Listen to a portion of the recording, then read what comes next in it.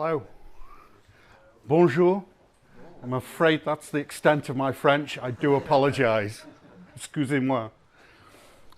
Thank you for coming along today. I'm really hoping that you enjoy this talk. This is something I have a passion for, and I hope that comes through, and I hope that you take that on board for yourselves and take that back to your organisations.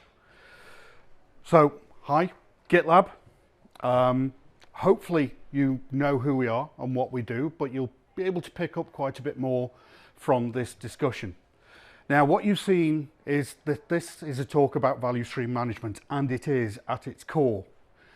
But today you're getting a bonus prize because there's something that we've been working on that we're only just starting to talk about now, which is something additional to that called a value stream reference architecture. So although I'm going to be talking about value stream management, you're going to be getting this in the context of then creating a value stream reference architecture, which I'm hoping you'll find extremely useful.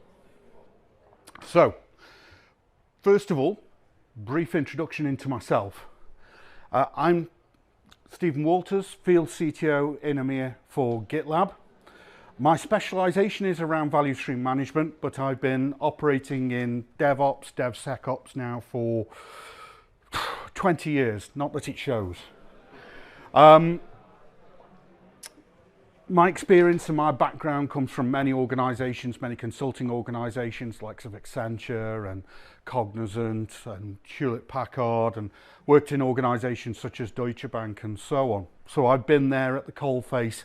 And I like to say that I think I've done every single job there is in IT except for a network engineer.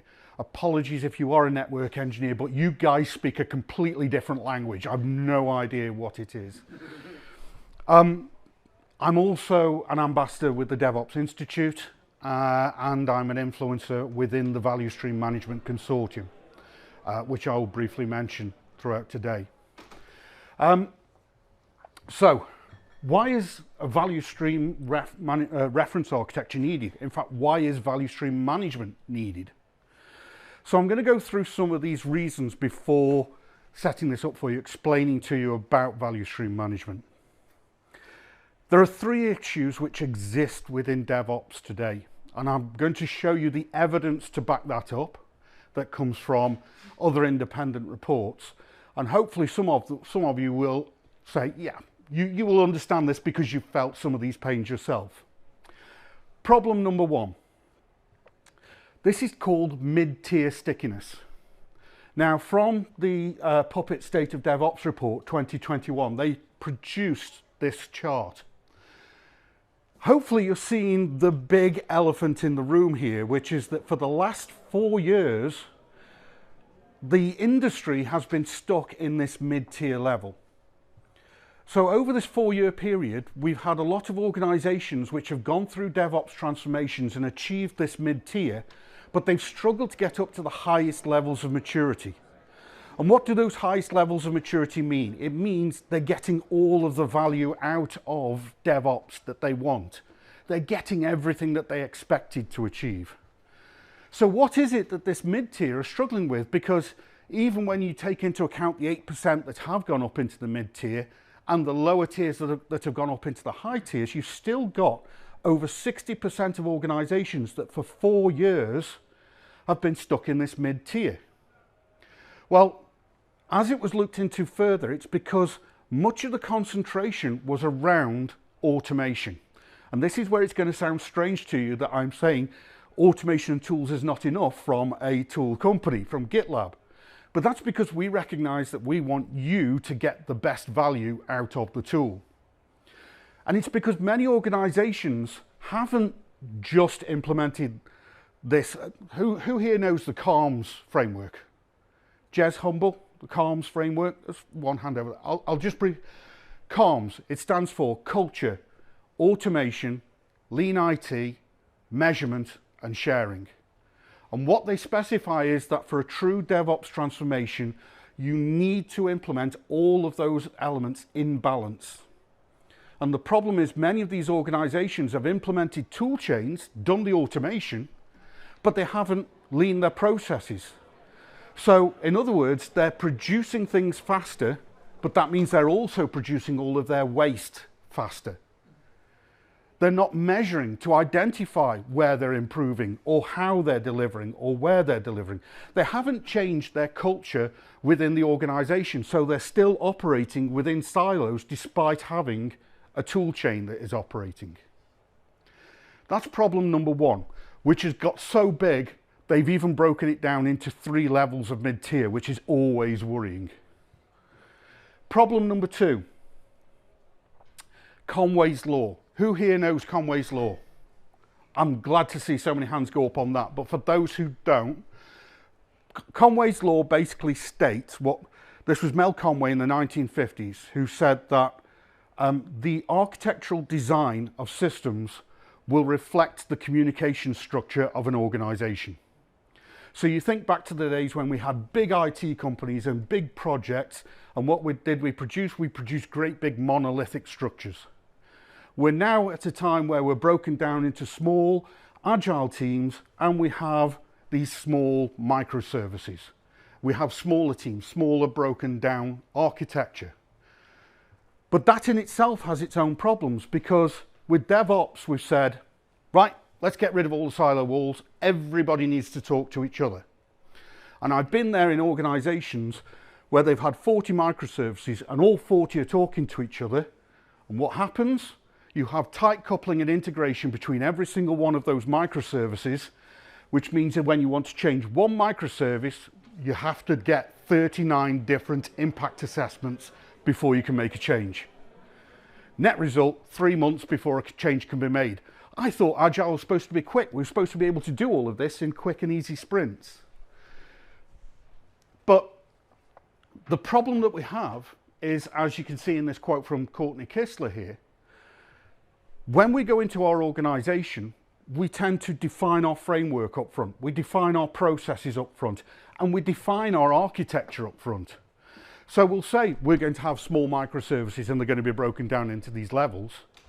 And then we pass them over to an organizational structure which is set up in a certain hierarchy and saying how we're going to communicate, which results in the problems with so many communication pathways, so many tightly coupled integrations.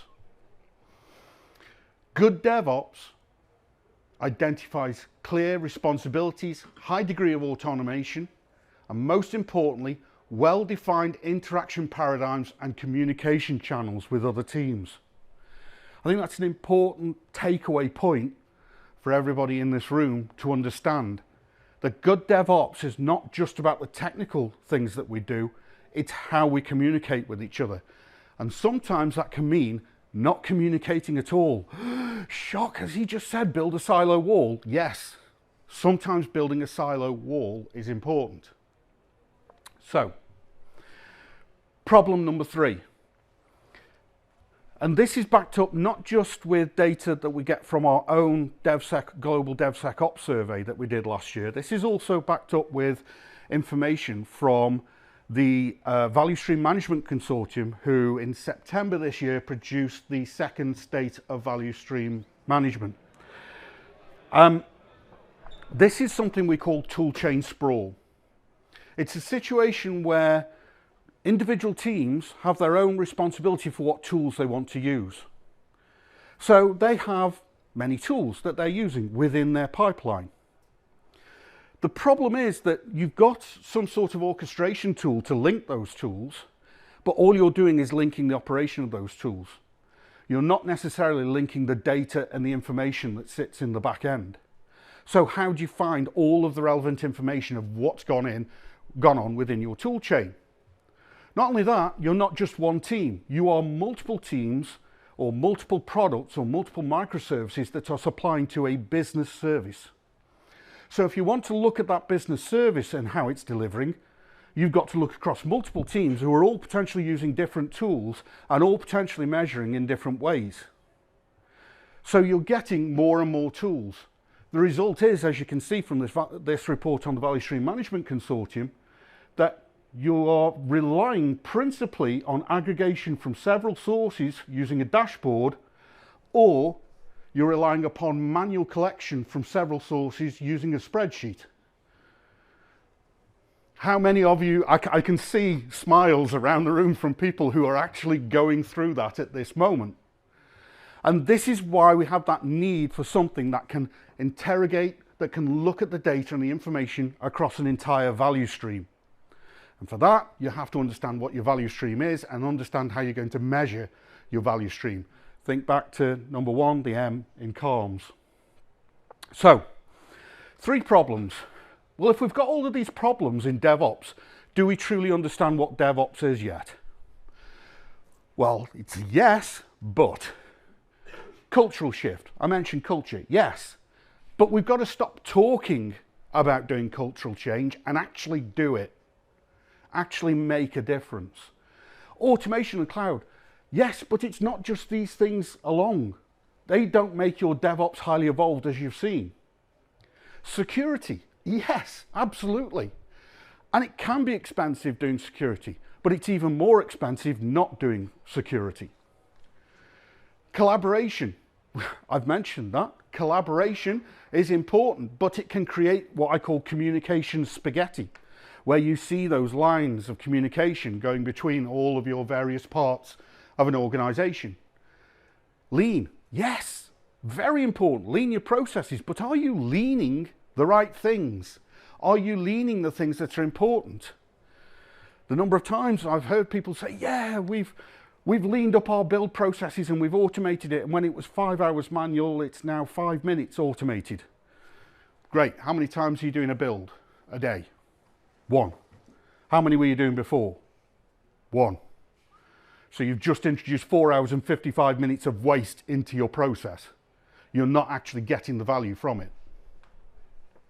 And finally, measurement. And it's not just about measurement, it's about measuring the right thing. And understanding what's an important measurement to you is not necessarily an important measurement to somebody else. It's a matter of perspective. So, how do we use value stream management? This is from the State of Value Stream Management Report 2022. The first report was in 2021, which had an earlier version of this. It has been tweaked, and I'm glad to say in all of the right places. This is the Value Stream Management Implementation Roadmap. If you go to vsmconsortium.org, you can get hold of a copy of this. You can download this for free. You can get hold of this diagram. And what this basically does is help you to identify how to implement your value streams, how to implement value stream management. And hopefully what you're seeing from this is it doesn't just help you in terms of your alignment of your people and your process and your technology. It's also a way of applying continuous improvement so as to continuously adapt to changes within your organizational structure, within your business structure. The steps are to, well, just go. It doesn't matter if you're currently waterfall, if you're agile, if you're DevOps, where you are, just go, just start. It can help you in terms of those transformations. The first step, set the vision. What are your long-term goals in your vision? And the way I like this to be defined, I call it a value statement, because it's about what the values are you want to deliver. Lesson number 1 about value stream management, it's about business outcomes. It's about delivering business outcomes. So think about what the value is to your business. I've already had one conversation today where the value to their business is it's about carbon footprint, which might not sound like something that you would think about in terms of your CI/CD automation, but it's an important value to your business. And that is ultimately what you're trying to deliver. Your businesses may be in finance, pharmaceuticals, retail. They're not actually in the business of producing software. They're producing software to enable them to produce their business. But that software is now a critical part of the supply chain of your business. The next step is to identify your value streams. Now, these 2 steps, identify and organize, are where the reference architecture comes in, because people do find it difficult to understand what is a value stream within our organization and how do we identify is in that value stream. So identifying the value stream, how you're going to set this up within your business, A value stream is something where you go from an idea, a concept, through to the point where value is being realized by your customers. Organize who are the people that are responsible for that flow of delivering that value. Mapping, value stream mapping is a common exercise that's existed for a while now in DevOps. Some of you may have been through it. We at GitLab provide value stream assessments where we can help organizations to map out their existing processes, map out a future state, and identify a progress path that will allow them to get from current state into a future state so they've got a better value stream delivery process. And then connect.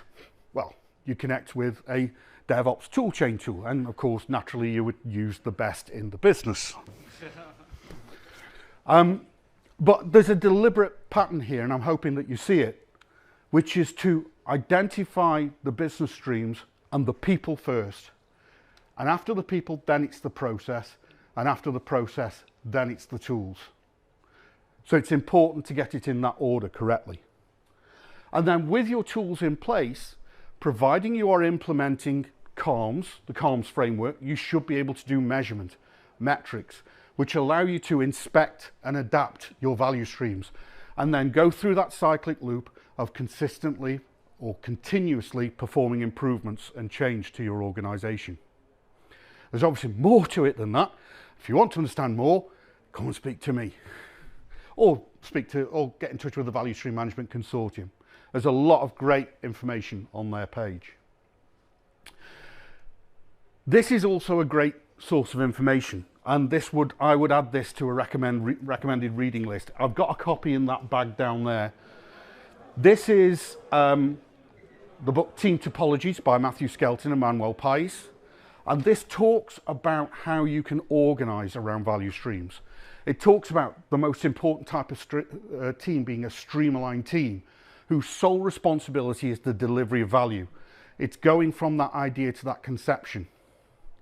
And then you've got very important teams, not as important as a streamlined team to the business, but still important, which are your enabling teams and your platform teams.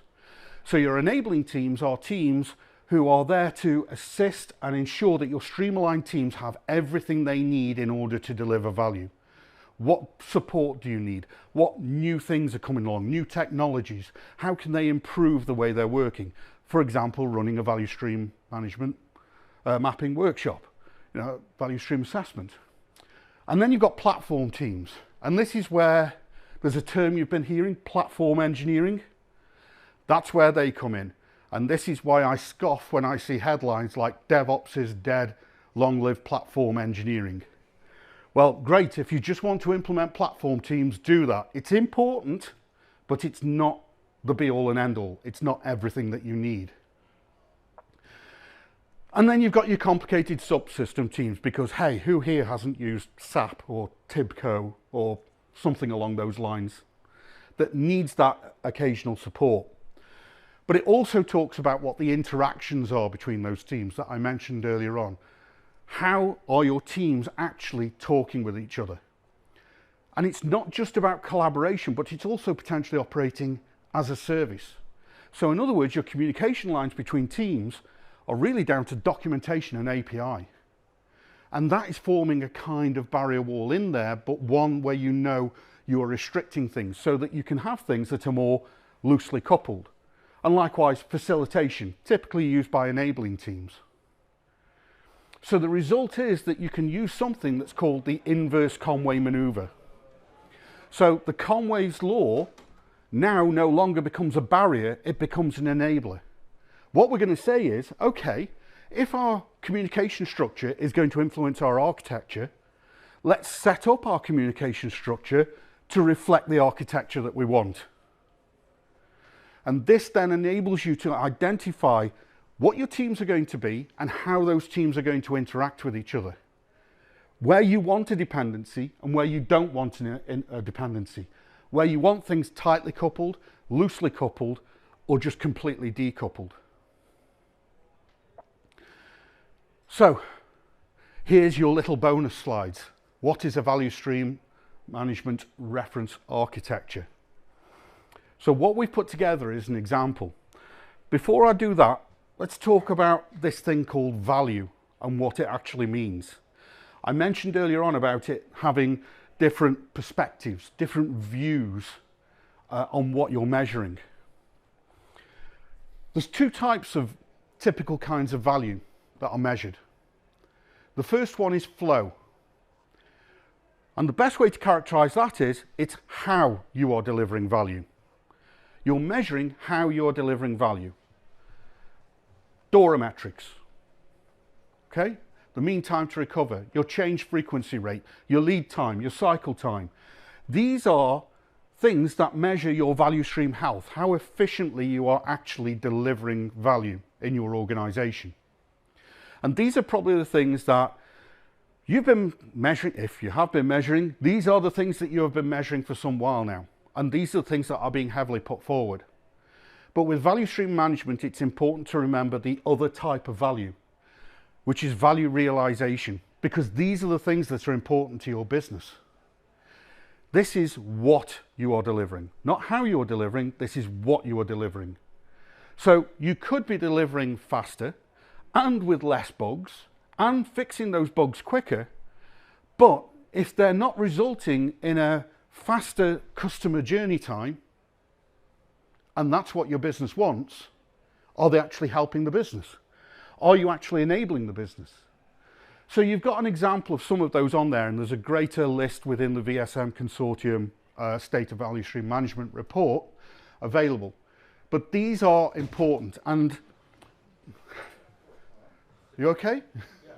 Yeah. Yeah. I thought I'd caused him to fall asleep for a minute. There we go.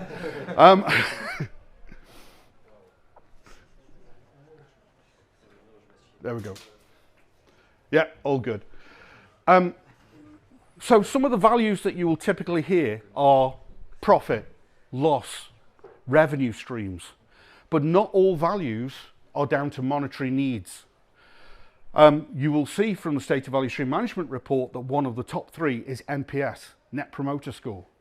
You need to understand that your customers are happy. One of my previous businesses, one of the greatest CEOs I ever had, said, forget about the money, concentrate on the NPS, because if I know my customers are happy, I know they're going to renew, and I know they're going to tell other people to come and use our service. The money then takes care of itself. Others that I've mentioned about carbon footprint is another value which might be important to yourself. And there's differences as well, because you can get lagging measures and you can get leading measures. Profit and loss are lagging measures. They measure what your performance was, not what your performance is going to be. So for things like what your performance is going to be, it's things like customer journey time. How quickly can my customers get onboarded and using this and getting the greatest value possible from our services? These are important measures for them. How does that lead into a reference architecture? Whew. Right.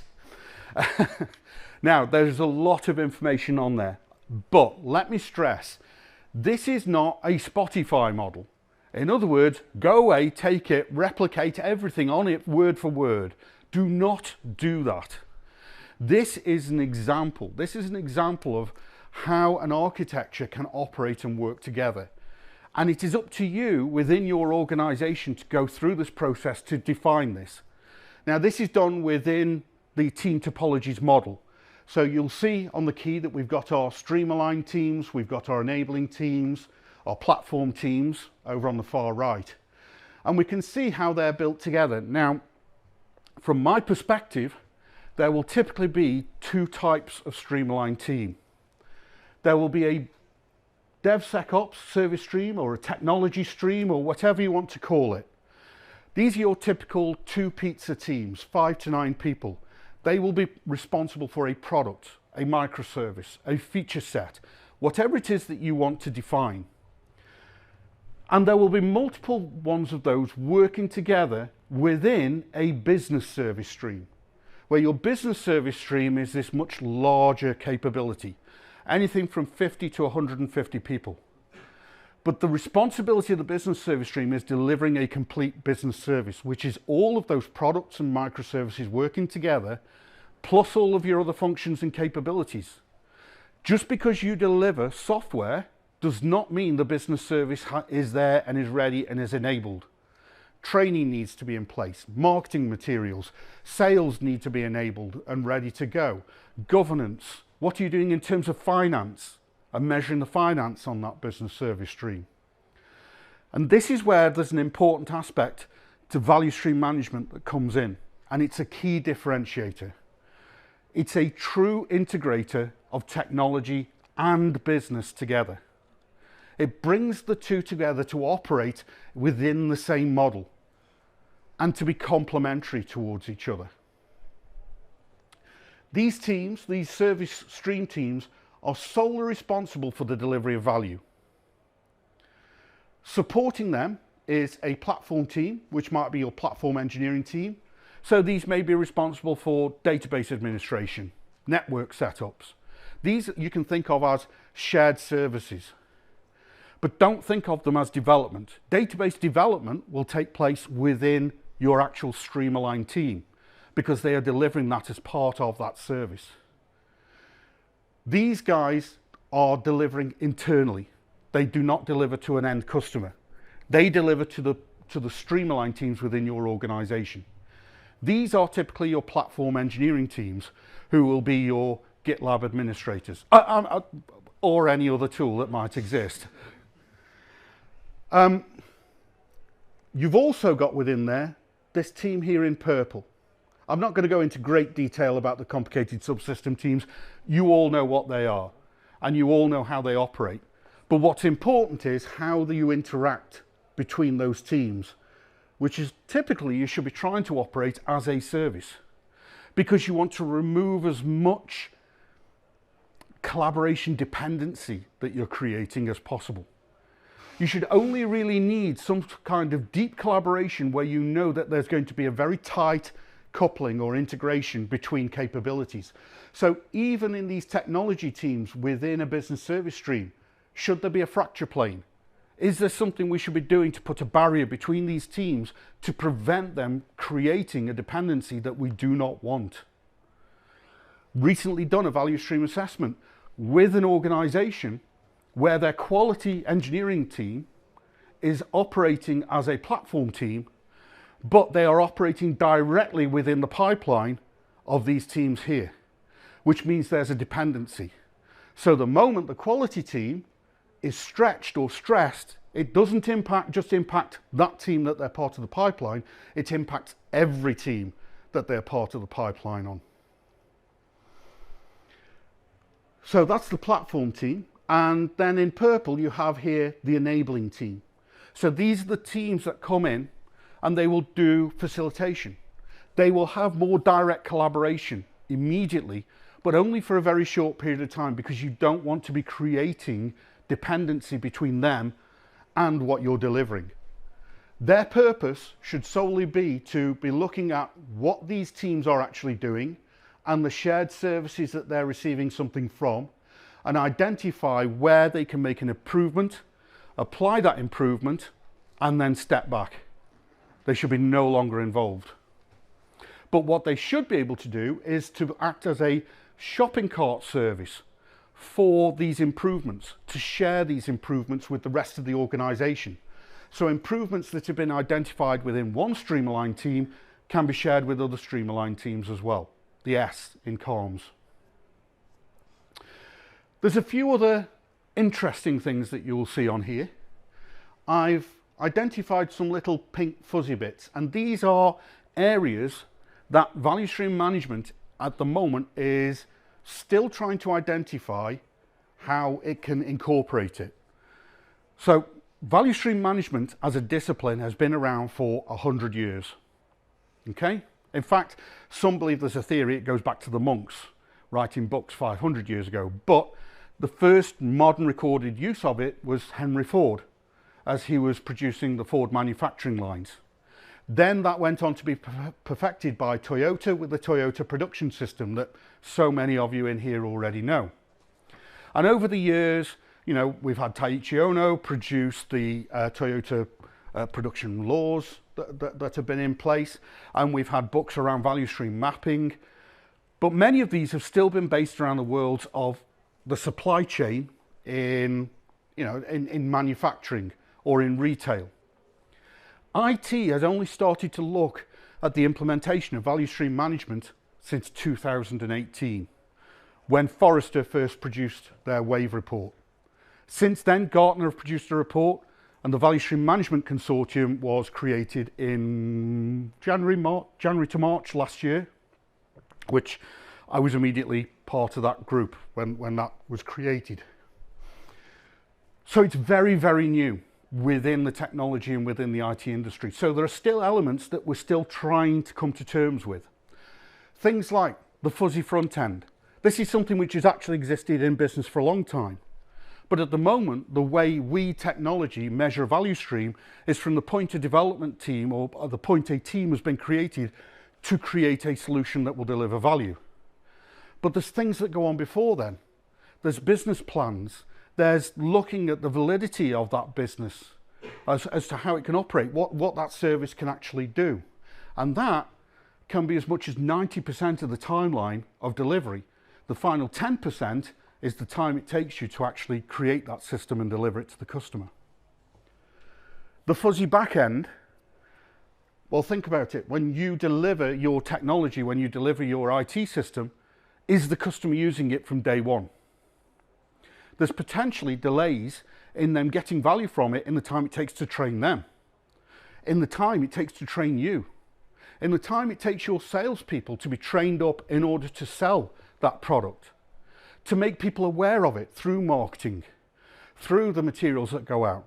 So the moment it's delivered is not the day the customer is getting value. The customer could be getting value 1 week, 2 weeks, 4 weeks down the line. And the job that we need to be doing is to be bringing that down to zero as much as possible so that they can get value near instantaneously from your service. And then of course we've got KPIs, OKRs, value and vision statements. They're being defined now, but how are we defining them as part of a value stream? And then this is where something new comes in, some key VSM roles. These are new roles that you will start to see appearing in the marketplace. Somebody mentioned before that they're having discussions with their CFO. I'm not going to ask them to put their name up. In 2021 State of Value Stream Management report, they put forward a new role called a Chief Value Officer, which they said would be replacing Chief Financial Officers. In the 2022 report, 4% of those organisations had replaced the CFO with a CVO. The difference being a CVO is not just responsible for profit and loss and balancing the books and understanding where the money's being spent, but all of the other values that the business is dependent upon delivering and ensuring that the rest of the business is targeted against those values, defining the value statement and therefore defining the OKRs and the KPIs that the organisation is going to be delivering. Other roles, value stream lead, somebody who is responsible for the value stream, because I'm hoping something you've seen from this is that, in the past we were organised around projects and we moved to being organised around products. Well, you're still sort of being asked to be organised around a product, but where that product is considered a value stream. But there are other things which are value streams which are not a product. So we're now asking you to also organise around them. And what's more, a value stream potentially exists within your organisation longer than a product does, because products can be replaced, but the business service persists. So value streams live longer even than products. And so you've got value stream leads who are responsible for that value stream, even within the platform teams. You've got value stream engineers who, by the way, are not developers, not people in operations, not people who've got a job description with 2,000 different roles that we expect them to fulfill of everything on there. You can see I've got a bugbear over the term DevOps engineer. But a value stream engineer is there principally to ensure that the value stream within your organization is operating efficiently. You've also got a value stream architect who is responsible for your reference architecture diagram, understanding where changes need to occur, matching the vision, identifying value streams and helping them to organize.